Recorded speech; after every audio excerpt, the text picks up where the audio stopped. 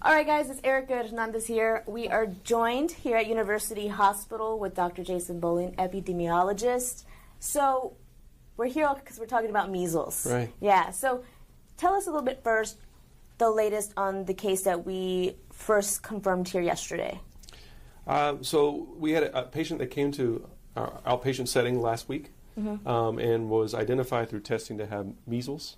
And the patient was communicated with the Metro Health, the Public Health Department, and the state to make sure everybody's aware.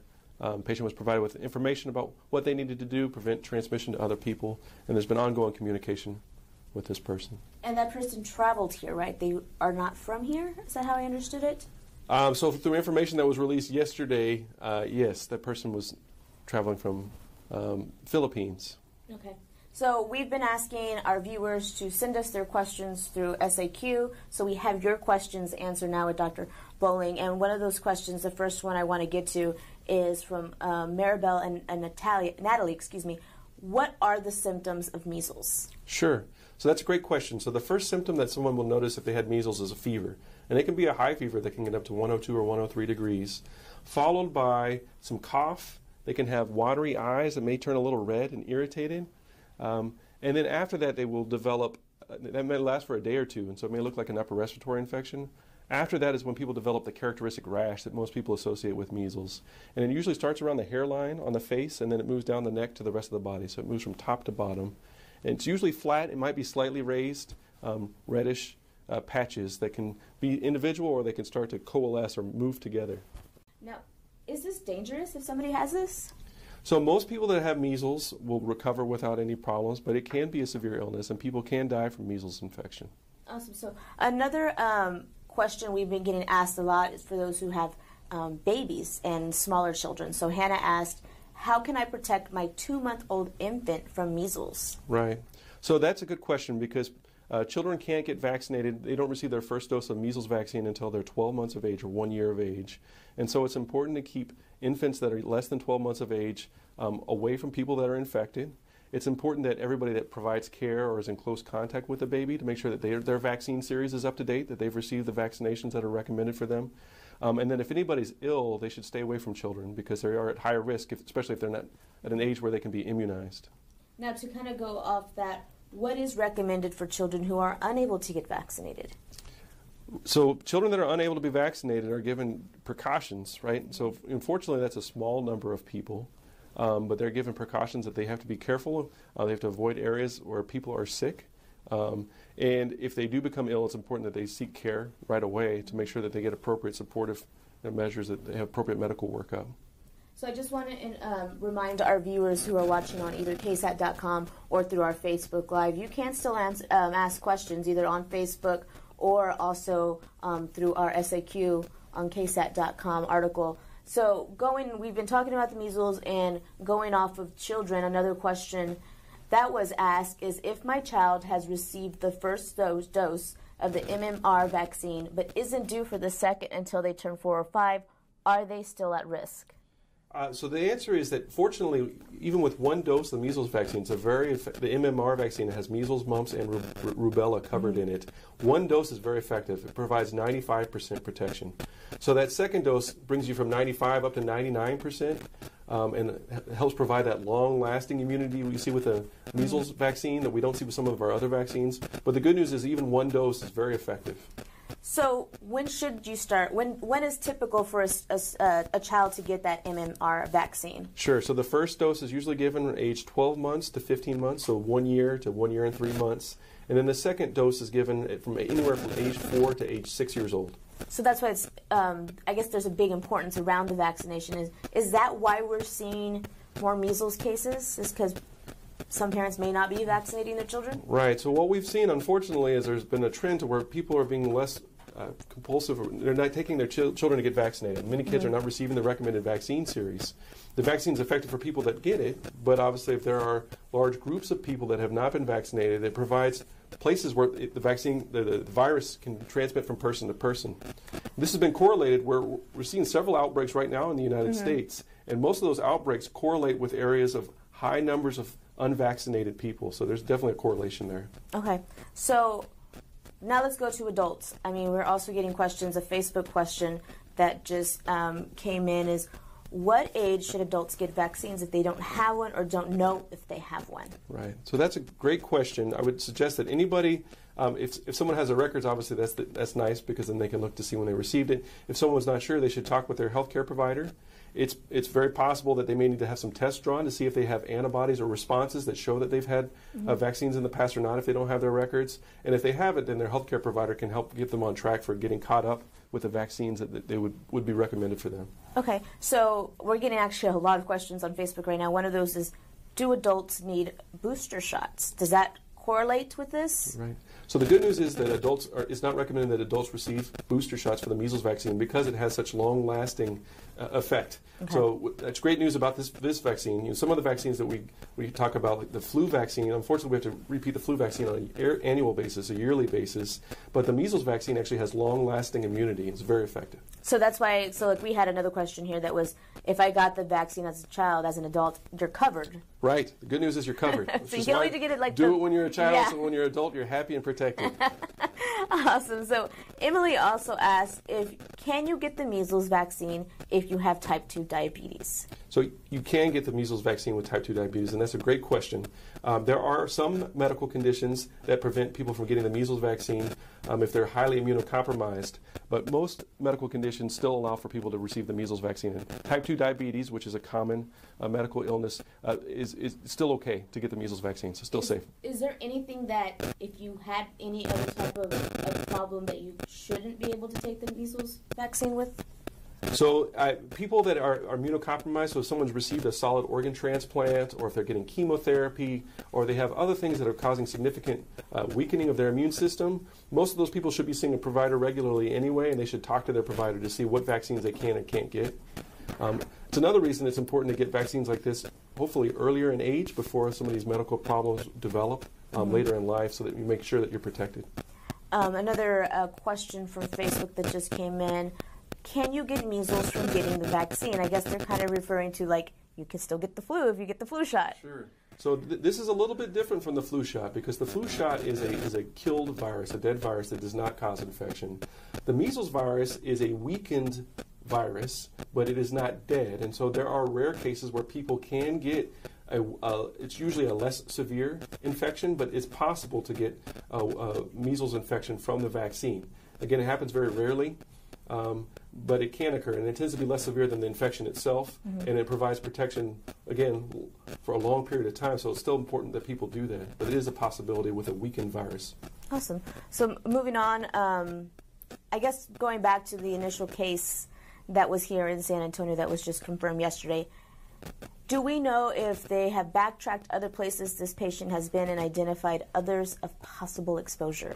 So I can't speak to a lot of details on that, but I can tell you that we shared information and we're continuing to communicate regularly with the public health department, who is taking all measures to make sure that the community is protected.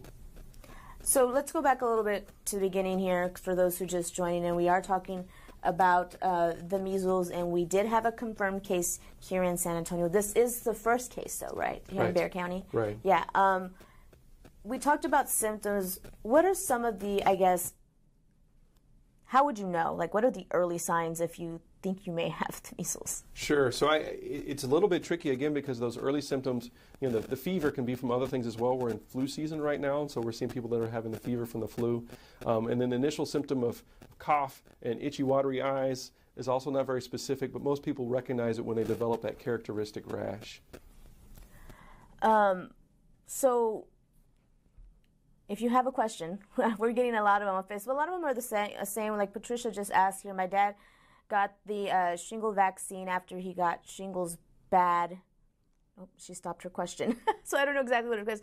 I guess go a little bit over just how important it is for this vaccine and for you to get it. Right. So one of the important things with vaccines, there are some viruses that we don't have antiviral drugs or other treatments for. And so after someone gets infected, we really don't have much treatment other than to provide supportive care, making sure they're hydrated and making sure that they do as well as possible with infection, but they basically have to go through the course of the infection. Vaccines are the way we prevent that from happening for viral infections where we don't have a treatment.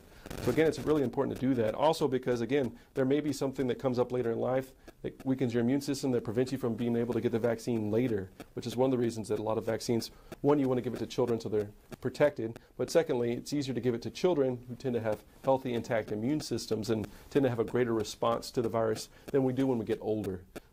Now, we've had a lot of questions as well from senior citizens, some of them asking that if they don't remember if they've had the measles shot when they were younger, because it was so, it's been a while, could they get revaccinated? So I think it's a good discussion that they should have with their healthcare provider to see if they need to get revaccinated or not.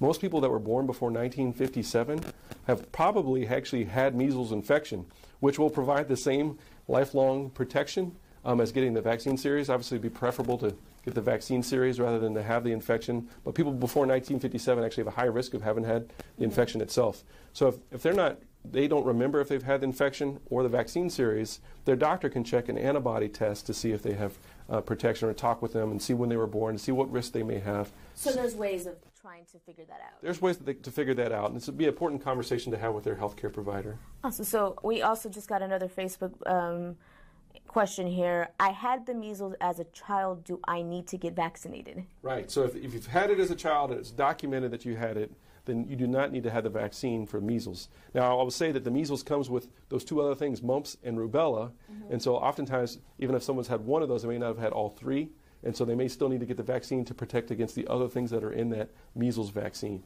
Oh, okay. So but is it safe to say that, if they technically, I guess, could get revaccinated because it has the other two? Right. So it won't be any harm.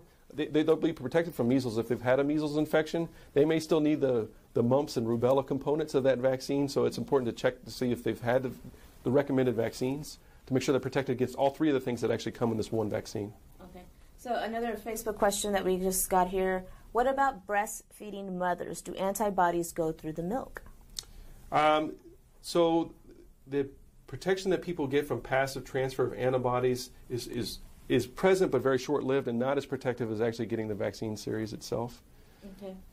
Is there any advice you could give, especially to those, like I said, we've getting a lot of questions for those who are elderly or they're worried about their elderly parents, what they can do if they just don't know anything about the measles or if they've had it or not.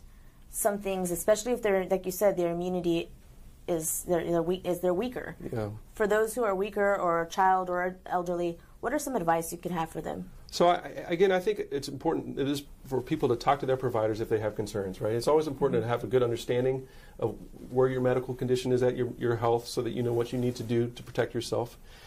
Most people, again, that are born before 1957 are probably protected from having had infection, which is why if you talk to people born before then, they're big advocates for vaccines because they had many of their friends and loved ones go through a lot of these infections that fortunately we're protected from because a lot of these vaccines weren't available back then. So many people will be protected and just may not be aware. For people that were born after that, they may still be protected. They may just not be aware because they don't have their vaccine records or be aware if they've had this infection or not.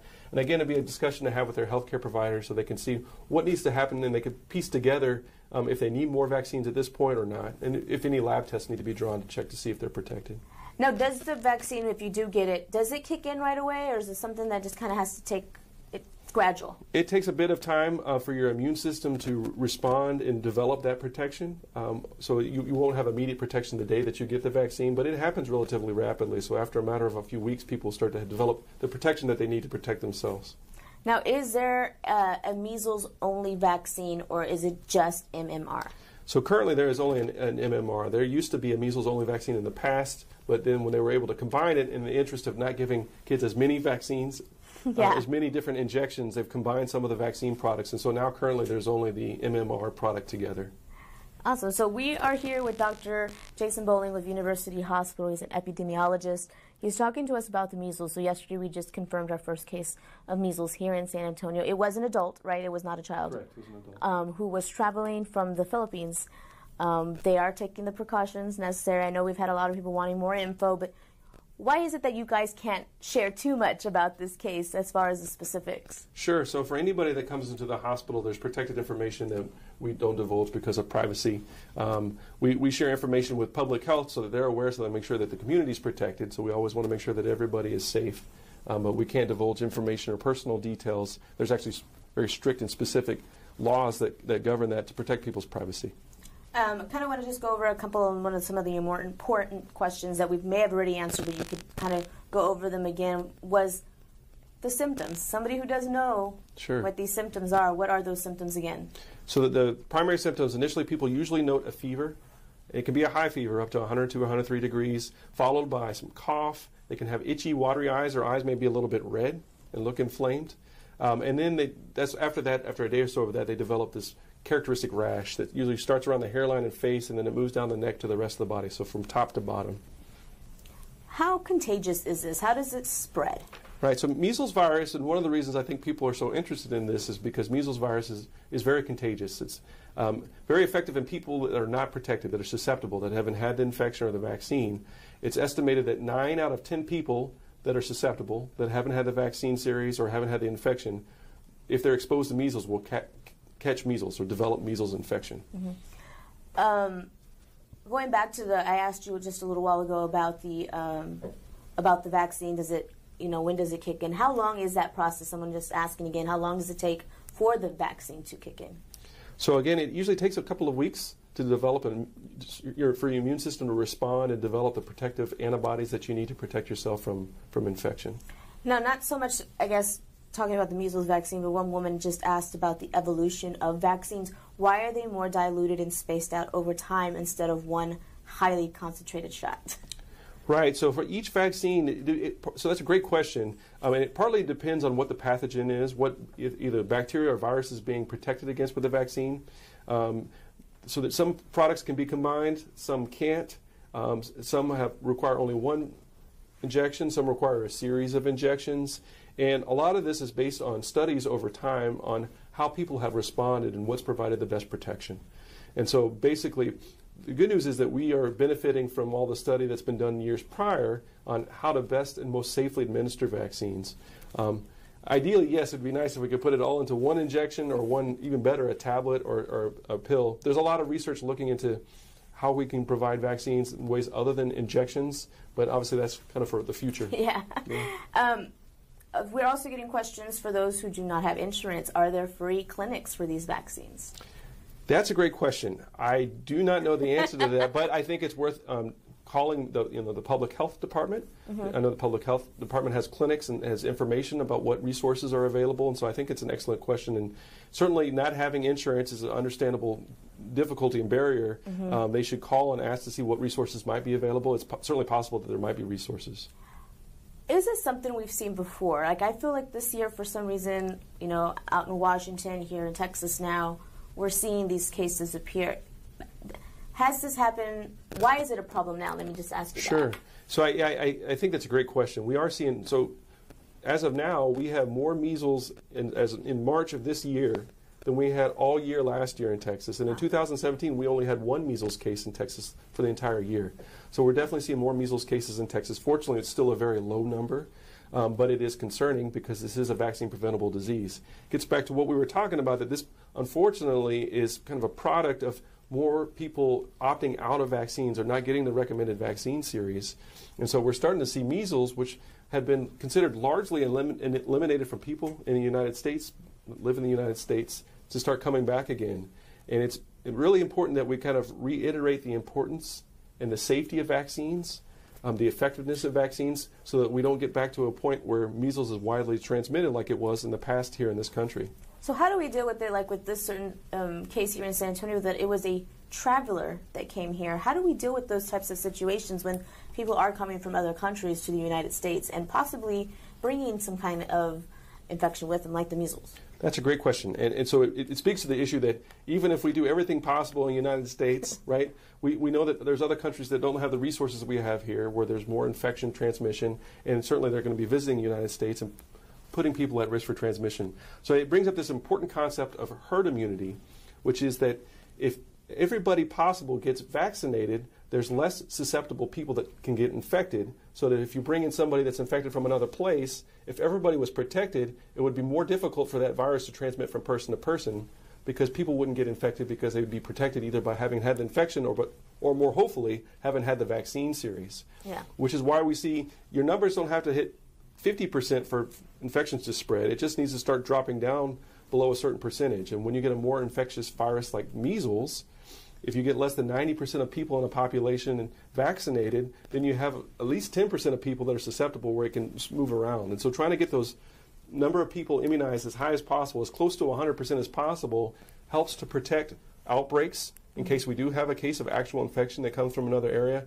It also protects people that can't get vaccinated, so children less than 12 months or someone with a weakened immune system. So in a way, even if someone doesn't want to get vaccinated for themselves, maybe if they want to do it for their friends or their loved ones, or even out of duty, civic duty, do it for the community, do it for San Antonio. So basically get vaccinated. Get vaccinated. And so I will say that one reason to be proud of Bexar County is that we actually have a higher vaccination rate than other counties in Texas. We need to keep going for 100%, but we're doing great, and we need to do better, because you're right, there is always a threat, and there's always a possibility that someone might come with an infection, and so we need everybody to be as protected as possible to prevent other people from getting infected. Do these patients who do come, or just any patient who has measles, do they get quarantined? So generally, quarantine is kind of under the purview or the authority of the health department. It depends on what their infection is and what their risk is for transmission to others. And so those are the kind of factors that are looked at when making that decision. In general, if you can kind of, depends on the number of cases and the people that are susceptible in the population. Ideally, another reason you wouldn't have to worry about quarantine would be if everybody was vaccinated and protected, there'd be less risk for others. Now, we got another Facebook question here. Now, it says, if you are immune, can you still be a carrier and infect someone who hasn't been immune or immunized? So that's a great question. So most people that are immune will not get infected, in which case they won't transmit it to others. And so if you've had the complete vaccine series, that's considered 99% effective. So measles doesn't have some infections can have a carrier state where people don't have any symptoms. Measles tends to be fairly symptomatic, and so it would be extremely unusual for someone to have asymptomatic. And if they're vaccinated, again, they're 99% protected, and so they should not have any infection, symptomatic or otherwise. Going back to the free clinics, we just got a comment here that there are programs through Metro Health for people who are uninsured. So if you're wondering about free vaccines, just get in touch with Metro Health. They could probably help you out with that. Another question is... Which is great. Is a great point, right? Yeah. Please do not let that barrier prevent you from getting protected or your loved ones from getting protected. So thank you. That's good information. Thanks for sharing that. Should children with seizures get the MMR vaccine? In general, epilepsy or seizures, having a seizure disorder is not a contraindication to getting vaccines. Certainly, if you have health problems that you have questions about, again, that's something to ask your healthcare provider about. The other reason is just to make sure that everything is on track, that there's no other concerns that might come up. But seizures itself should not be a contraindication to getting the vaccine. This kind of question I'm not sure if you know the answer to, but I'm still going to ask, is when is the last time someone died from the measles? That's a great question. I don't know when the last time someone died in the United States from the measles infection is. Because the cases so far that we've seen in the United States, no one has died. Is that right? I'm not. Or now we're not 100% sure. I'm not 100% sure of the outbreak. So the outbreak in Washington State is the largest outbreak right now in the United States. And I don't know if they've had any reported deaths from that. We've not had any reported deaths from that in Texas. We've had a very low number of infections thus far, which is good. Hopefully it will stay very low. Again, most people that get measles infection have they feel miserable, but they don't have severe illness. But the more people that get infected, the more there's a risk that someone will have severe infection and can die. So again, let's just go over. I'm getting a lot of, I guess, concerned mothers, especially of those with babies. How can I protect my child, my infant that's younger than 12 months? Sure. So again, I think the important thing is to look at the people that are providing care and spending the most time with the infants or the children that are less than 12 months to make sure that they're protected. And the process is called cocooning. It's basically doing herd immunity around the family and loved ones that take care of that child to make sure that they're protected, that they've received their vaccine series, and that they're not ill when they come over to the house where the baby is at. And then travel is another important thing. If people travel somewhere, it's important to look at where you're traveling to make sure there's any health risks. Most of the areas in the United States are fairly safe. Unfortunately, we're still safe here in Bexar County. That's important. But particularly if you're traveling internationally, you want to look at what those risks are. If you have someone a child that's less than 12 months, they're not going to be able to get all the vaccines to protect themselves from things that might be going on in an international area. Is there like a database? I know somebody just asked, how do I find my shot record? Like, they don't have it. Is there a way you can get that or find that information somewhere? I know that there is an immunization registry that people have to opt into. And so if they've opted into that, I believe that they'll have access to that. If they haven't, then unfortunately they won't. So that can be a bit tricky. Ideally, there would be a nice repository where everybody's immunization data is, because we all lose records and it's easy to lose information. And it's important to have that documentation somewhere so that you're aware. Okay. So going back to the case that was here in San Antonio, I know you can't reveal too much about the person, but somebody was asking if you knew if the guy from the Philippines had been vaccinated. So that's a great question. I'm not able to answer that question here. Somebody just wanting to know, what is the MMR vaccine again? I know we talked about this a little bit earlier. Sure. So the MMR vaccine includes 3 different viruses, protection for 3 different viruses. So measles, mumps, and rubella, which is sometimes called the 3-day measles or the German measles, or some other names that people use for rubella. And it's somewhat similar to measles. It's just a shorter time period, which is why they call it the 3-day measles. It's a little bit milder infection, but it can have significant consequences. And so those are the 3 that are in that vaccine. Now, somebody who gets the measles now, how long does that take over? Like, how long do they have this? How long are they sick for? Yeah. Right, that's a great question. So people tend to be sick generally for about a week or 7 to 10 days. Week and a half. People tend to be transmissible to others from about 4 days before they have the fever and symptoms and rash to about 4 days after they have the rash. So that's the window of transmission to other people. But being sick themselves tends to be about a week and a half of being ill. If you don't get the vaccine, does that mean you will get the measles or you will not get the measles? Like, do we know that for a fact yet? So what they know is there is information that shows that people that have not had the vaccine, if they get exposed to measles, 9 out of 10 people that are susceptible will get infected, which shows that that's a pretty high transmission risk. Some other viruses don't transmit that effectively, but that's a pretty high transmission risk. So measles is spread when people cough or sneeze, and it moves in tiny droplets in the air. And it actually can sit in the air in a room for about 2 hours after a person with measles has left the room, which is why it poses such a formidable challenge in transmission, and why it's so important that people get vaccinated to be protected. Now, I mean, this is just one case here in San Antonio, and it's contained. Should people be, worried about going out and, in public, especially with their children or their, elderly parents? Sure. So I think that's a great question. So I don't think that people need to be worried about going out in public here in Bexar County. I think it's safe.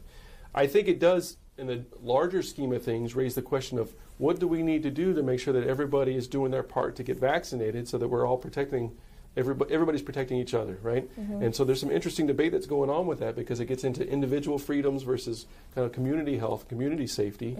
And I think that discussion needs to continue. We need to look at what these real risks are, because as we've discussed, with these multiple outbreaks in the United States right now, and the fact that we're seeing a case in Bexar County, we need to figure out what measures can be taken to keep everybody safe. Some other questions here. What's so scary about a rash and fever? Why is this considered deadly?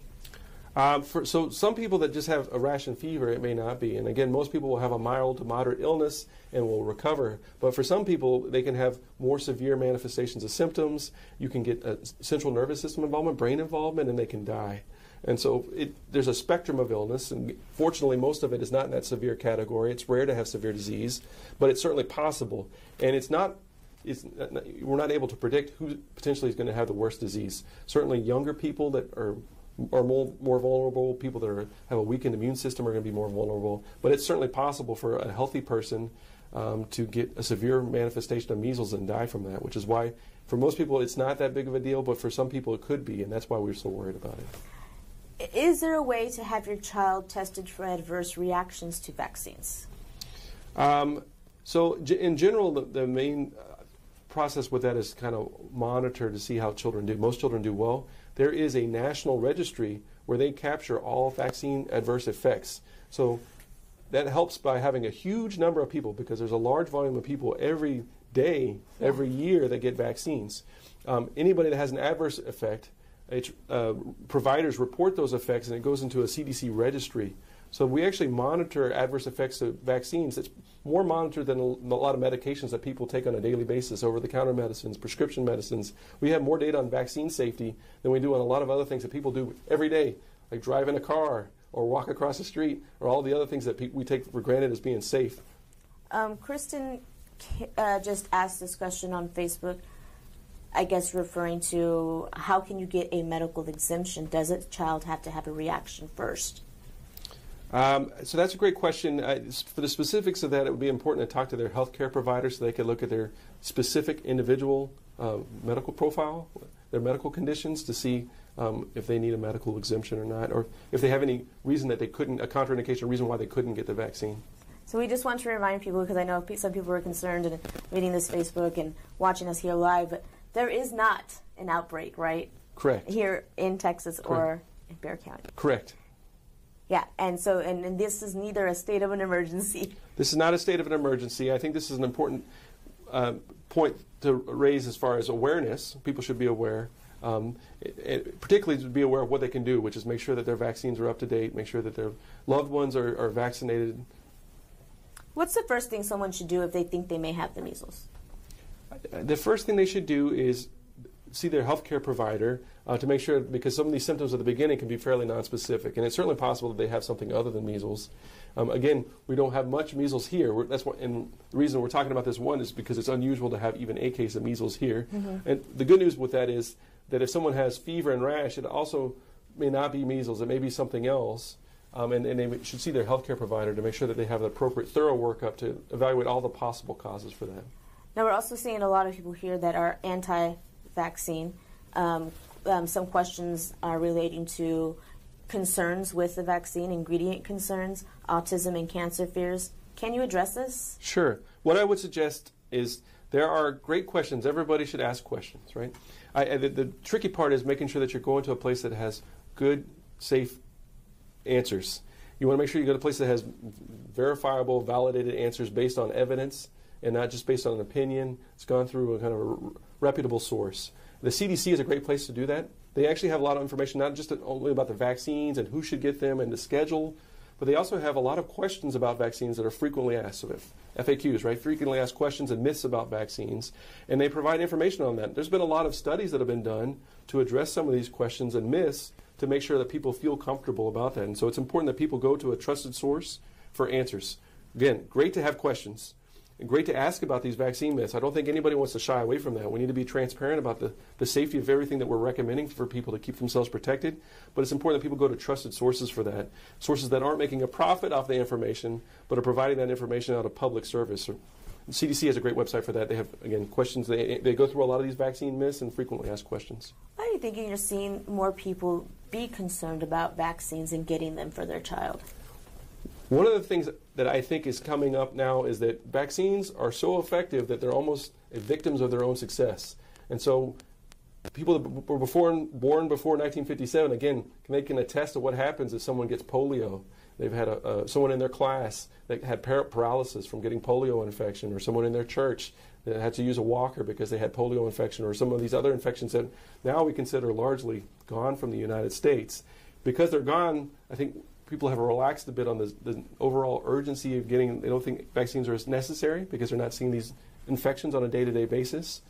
The issue we run into is that, again, if we get below that threshold point where there's enough susceptible people, it's possible for diseases that were largely removed from the United States to get a foothold here again, because people coming from other countries will come in, and once again we'll see widespread infection. So I think we haven't seen as much infections with these because the vaccines have been so effective that we're taking some of that success for granted.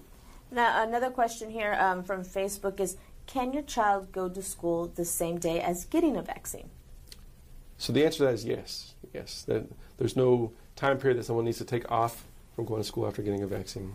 Another Facebook question here is, what clinic did the patient go to that was here in town, and what are other patients who went to that same clinic that day notified?